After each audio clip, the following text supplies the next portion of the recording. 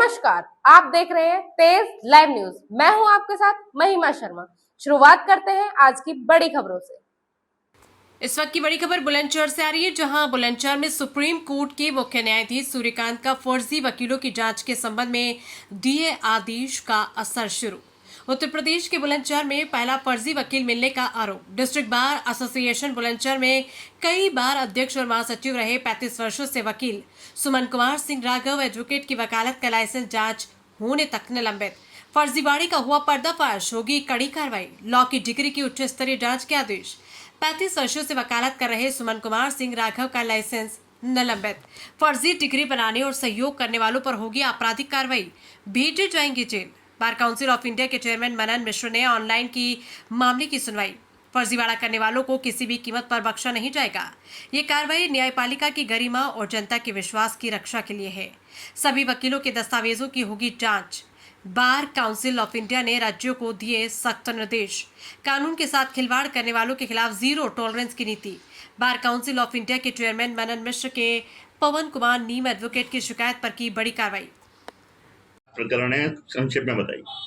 मेरा नाम पवन कुमार नीम एडवोकेट है और मैं डिस्ट्रिक्ट बार एसोसिएशन बुलंदशहर में अधिवक्ता हूँ और डिस्ट्रिक्ट बार एसोसिएशन में पूर्व में महासचिव भी रह चुका हूँ। प्रकरण ये है कि हमारे डिस्ट्रिक्ट बार एसोसिएशन में एक अधिवक्ता हैं जो पूर्व में पदाधिकारी भी रहे हैं।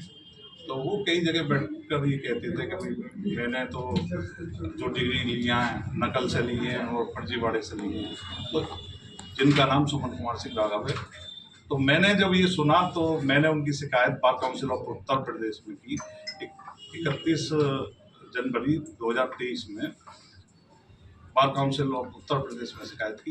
इस शिकायत पर 12/2/2023 को इनका लाइसेंस निरस्त कर दिया गया था, जिसका रिवीजन इन्होंने बार काउंसिल ऑफ इंडिया में किया था। उस समय बार काउंसिल ऑफ इंडिया ने प्राइमा फेसी पे इनको स्टे दे दिया था। उस स्टे को वैकेट करने के लिए, उस रिवीजन की सुनवाई करने के लिए मैंने एप्लीकेशन मूव की बीसीआई में, और बीसीआई ने उसको सुनकर इनकी डिग्री देखकर फर्जी मानकर इनका लाइसेंस सस्पेंड कर दिया है। अभी किसी भी कोर्ट में वकालत करने के लिए रोक लगा दी और एक इंक्वायरी सेटअप कर दी है, जिसमें एक हाई कोर्ट के रिटायर्ड जज और एक आईपीएस अधिकारी को रखा गया है। चूँकि बार काउंसिल ऑफ चेयरमैन के जो चेयरमैन हैं बार काउंसिल ऑफ इंडिया के श्री मनन मिश्रा जी, उन्होंने खुद भी कहा था कि 30 से 40% एडवोकेट फर्जी हैं, और ये मैं इस अभियान को चलाकर इन सभी फर्जी अधिवक्ताओं को बार काउंसिल से बाहर करूँगा, और उन्होंने अपनी पहल इसमें दिखाई है। अब जल्द ही सुप्रीम कोर्ट के चीफ जस्टिस ने भी कहा था कि कोई भी फर्जी अधिवक्ता नहीं रहना चाहिए। निष्कर्ष क्या निकला?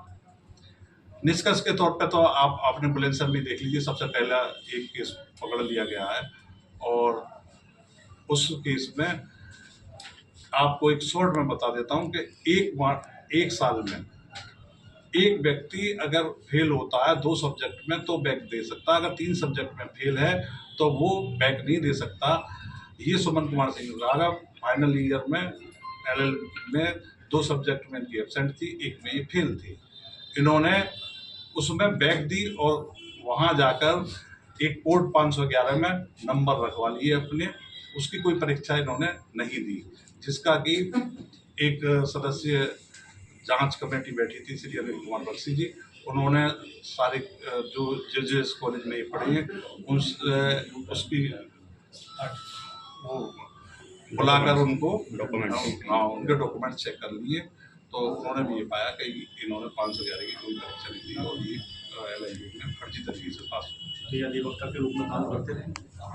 अधिवक्ता के रूप में ये काम जब तक करते रहे थे, जब तक लोगों को पता नहीं था। दूसरा, इनके खिलाफ जब भी कोई शिकायत करता था तो उसे या तो डराकर, धमकाकर या लालच देकर उन्हें बिठा लेते थे। मेरे साथ भी इन्होंने ये कोशिश की, मुझे भी जो है डराया धमकाया, और मेरे खिलाफ तो केस तक फर्जी दर्ज की। तो क्या जैसे ये फर्जी वकील का मामला है, पूरे देश में ये पहला है क्या? हाँ, अभी तक तो ये पहला पाया गया है। बार काउंसिल के चेयरमैन साहब के स्टेटमेंट के बाद तो ये पहला ही पाया गया।